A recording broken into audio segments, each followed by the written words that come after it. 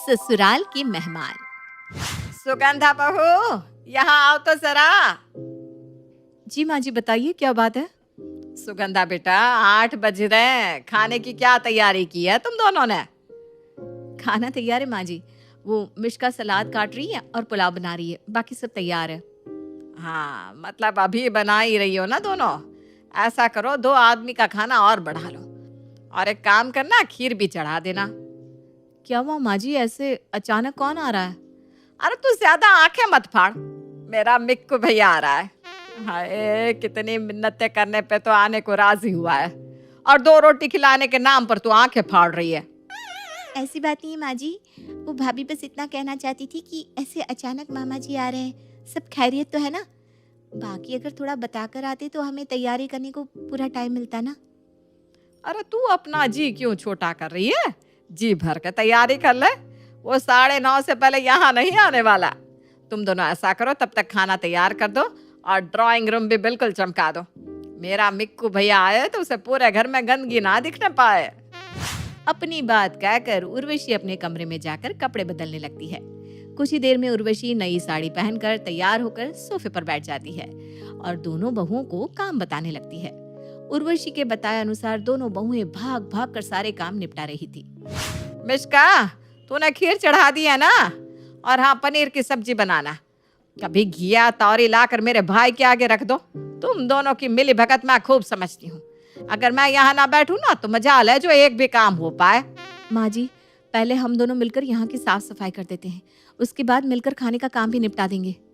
सुगंधा और मिष्का ने जल्दी जल्दी हॉल में झाड़ू पोछा किया, सोफा कवर चेंज करने के बाद फटाफट डस्टिंग की और फिर से खाना बनाने में जुट गई।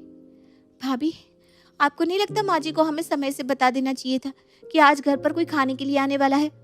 मिष्का, इनका तो रोज का है। समय से बता देती तो ये जो रौब दिखा रही है कि सब कुछ उन्होंने ही करवाया है, वो कैसे दिखा पाती? तू छोड़ ये सब बातें, ऐसा कर जल्दी जल्दी काम निपटा ताकि हम भी आज की शिफ्ट खत्म करके चैन से कुछ देर सांस ले पाए। सुगंधा और मिष्का जल्दी जल्दी काम निपटा रही थी। तभी सुगंधा का 5 साल का बेटा वहां आ जाता है। मम्मा, अभी तक खाना नहीं बना क्या? मुझे नींद आ रही है। बन गया है बेटा, बस मैं ला ही रही हूँ। भाभी, अब दोनों बच्चों को खाना खिला दो, मैं रसोई देखती हूँ। मिष्का को रसोई की जिम्मेदारी सौंपकर सुगंधा जाकर अपने बच्चों को खाना खिलाने लगती है। तभी कुछ ही देर में मामा जी घर आ जाते हैं। सुगंधा, मिष्का, जल्दी आओ। देखो मेरे मिक्कू भैया आ गए। मिक्कू भैया, आओ आओ। सच्ची बहुत अच्छा लगा कि आप भाभी के साथ खाने पर आए। हाँ छोटी, तू इतना जिद कर रही थी, अब बहन प्यार से बुलाए और भाई ना आए, ये तो गलत बात हो जाएगी ना। और जब बहन इतनी प्यारी हो तो कोई मना कैसे कर सकता है? मिष्का बहू, पहले चाय नाश्ता लगा दो मामा मामी के लिए, फिर थोड़ी देर में खाना लगा देना। अच्छा, तुम अकेले संभाल लोगी ना? मैं थोड़ी देर तुम्हारे मामा के साथ बैठकर बातें कर लूं। माँ जी, बोल तो ऐसे रही है जैसे रोज घर के सारे काम यही करती हैं। अरे हम तो रोज ही सब संभालते, आज कौन सी अलग बात है। हाँ हाँ माँ जी, आप बैठिए ना, मैं संभाल लूंगी। मिष्का के जाने के बाद, अरे भैया, सब कुछ आपकी पसंद का बनवाया है, आप बस खाकर बताइए कि कैसी लगी आपको आपकी बहन की मेहमान नवाजी। कुछ ही देर में सुगंध और मिष्का मिलकर मेहमानों को खाना खिलाते हैं। मामा मामी जी के अलावा घर के बाकी सदस्यों को खाना खिलाते खिलाते रात के 11:30 बज गए थे। अच्छा बहना, अब हम चलते हैं। भाई मानना पड़ेगा, आज तुमने इतना स्वादिष्ट खाना खिलाया है कि दिल खुश हो गया। अच्छा, ये ले, ये मेरी तरफ से रख ले। और हाँ, अगले सप्ताह भी हम डिनर के लिए तुम्हारे यहाँ आ रहे हैं। उर्वशी के भैया उसे 2000 का नोट थमाकर चले जाते हैं। भाभी, ये क्या बात हुई? आधी रात तक मजदूरी हमने की और सारी वाहवाही माँ जी लूट कर ले गई, हमारा तो कहीं नाम ही नहीं आया। अरे मिष्का, सिर्फ वाह ही नहीं, माँ जी तो मामा जी के दिए 2000 भी चट कर गई।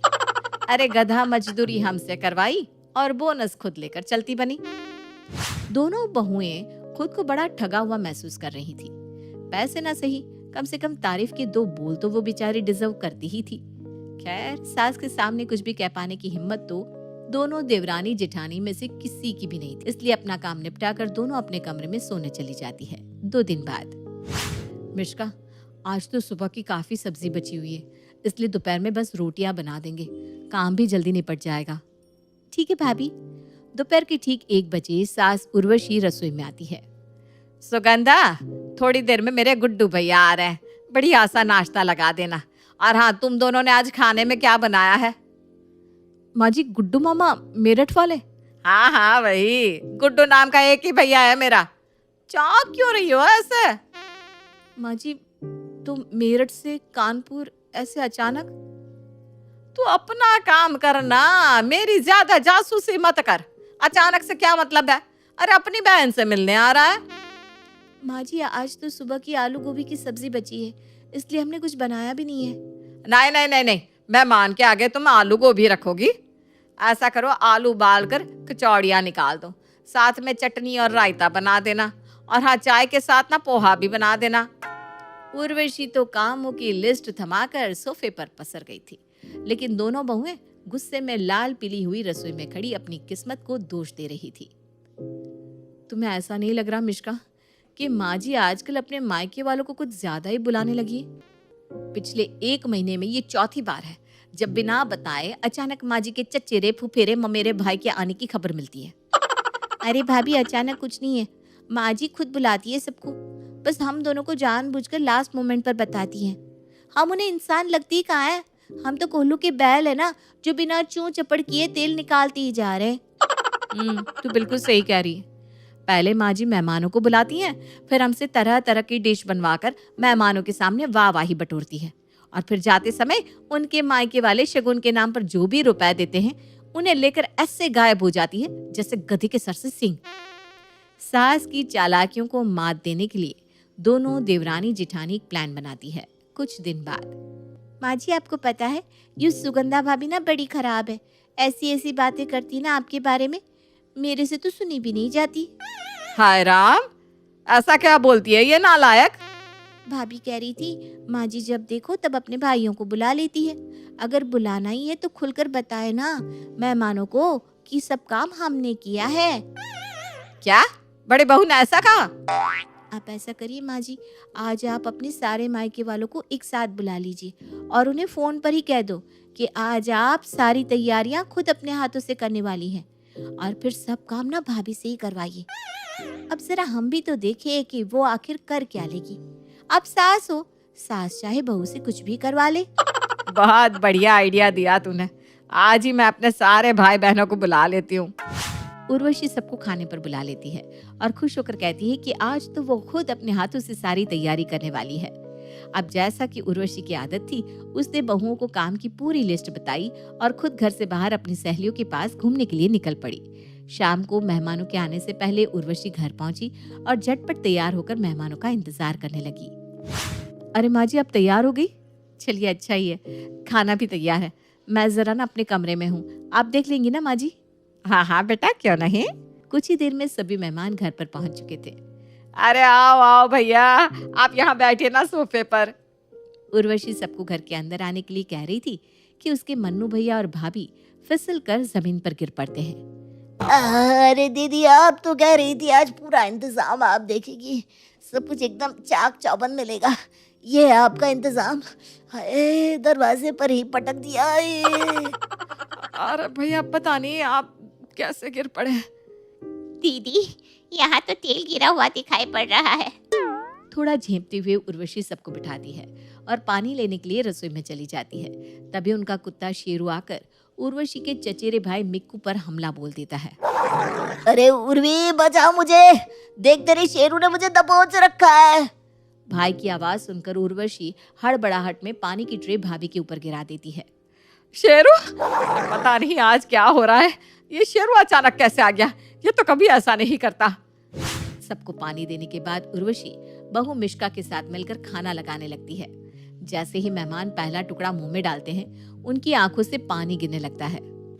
और बहनों, पूरे महीने की मिर्ची एक ही दिन में झोंक लाई है क्या? राम राम राम। भैया, आप लोग खीर खा लो, हो सकता है मिर्च तेज हो गई हो। जैसे ही विक्की और मिक्कू अपने मुंह में खीर की चम्मच रखते हैं, खीर उनके मुंह से बाहर आ जाती है। इतना नमक, वो भी खीर में? ये सब इत्तेफाक नहीं हो सकता। अब मुझे समझ में आ रहा है, तूने जानबूझकर हम सबको यहाँ बुलाया और अब अलग अलग तरीके से हमें परेशान कर रही है। अरे अगर हमारे यहाँ आने से तुझे इतना ही कष्ट था तो बुलाया ही क्यों? मैं तो दसियों बार तुम्हारे घर आया हूँ, पहले तो कभी इतनी बद इंतजामी नहीं देखी। मेरा यकीन करो, ये सब ना मेरी बहुओं की करतूत है, उन्होंने ही सब किया है। लेकिन आप तो कह रही थी कि खाना आपने बनाया है, अब बहुओं के ऊपर बात को मत डालिए। उर्वशी अपने ही जाल में फंस गई थी। वो अपने भाइयों को समझा नहीं पा रही थी कि आज उसने कोई भी काम नहीं किया है। अरे जितनी बार आता हूँ 2000 का नोट देकर जाता हूँ, कोई मुफ्त में खाना नहीं खाया है मैंने आज तक तेरे घर पर, फिर भी ऐसा अपमान। मैं भी जितनी बार आया हूँ ना कुछ पैसे देकर ही गया हूँ। पता नहीं आज जीजी ऐसा क्यों कर रही है। उर्वशी, आज के बाद मैं तेरे घर नहीं आने वाला। तू वो सारा पैसा वापस कर जो मैंने आज तक तुझे दिया था। मिक्कू की बात सुनकर बाकी के भाई भी अपना अपना पैसा वापस मांगने लगते हैं। मिश्का बेटा, सच सच बताओ ये सब क्या है? माँ जी बिल्कुल सही कह रही है, इन्होंने कुछ भी नहीं किया। और आज आप लोगों के साथ जो भी हुआ ना, वो हम दोनों देवरानी जिठानी ने जानबूझकर किया, ताकि माँ जी हमारी मेहनत को अपना बताना बंद कर दे। ये तो कभी भी कुछ नहीं करती, बस हमारे पकाए खाने में चमचा हिलाने आ जाती हैं। मैं तो आज के बाद कभी तुम्हारे घर आऊंगा ही नहीं। मिक्कू की तरह बाकी रिश्तेदार भी दोबारा न आने का वादा करके लौट जाते हैं। उर्वशी अपमानित होकर अपने कमरे में लौट जाती है। सुगंधा और मिश्का अपने प्लान को सफल होते देख खुश हो जाती हैं। इसे कहते हैं सांप भी मर गया, लाठी भी नहीं टूटी।